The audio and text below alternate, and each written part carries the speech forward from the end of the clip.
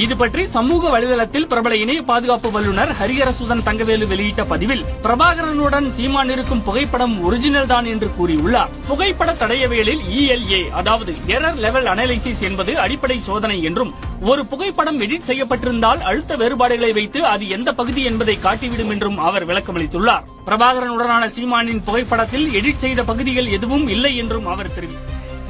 பிரபாகரன் ஏன் இப்படி பயப்படுறீங்க, அச்சப்படுறீங்க? அவர் ரொம்ப அன்பான ஒரு தலைவர், பாசம் மிகுந்த ஒரு மனிதன். பயப்படுறீங்க அவரை பார்த்து? ஏன்?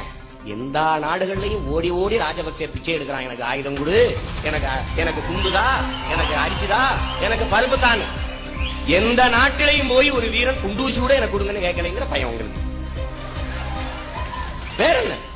ஒரு பிளேட் கத்தி கூட கேட்கல, எனக்கு ஒரு பிளேட் கத்தி தாங்க, எனக்கு ஒரு குண்டூசி தாங்க. பயம். அதனாலதான் பயம் அவருக்கு. அவங்களுக்கு என்ன? உலகத்துக்கு ஒரு சின்ன பயம். எந்த நாட்டு ராணுவத்திலேயும் இப்படி ஒரு வீரன் இல்லையேங்கிற ஆதங்கம். எந்த நாட்டு ராணுவத்திற்கும் இப்படி ஒரு தளபதி, இப்படி ஒரு தலைவன் கிடைக்கலையேங்கிற பொறாமை. தானாக இப்படி ஒரு மாவீரனாக உருவாயிட்டானே, தமிழ் தாயின் கருவில் பிறந்த ஒவ்வொருவனும் இப்படி உருவாவான்.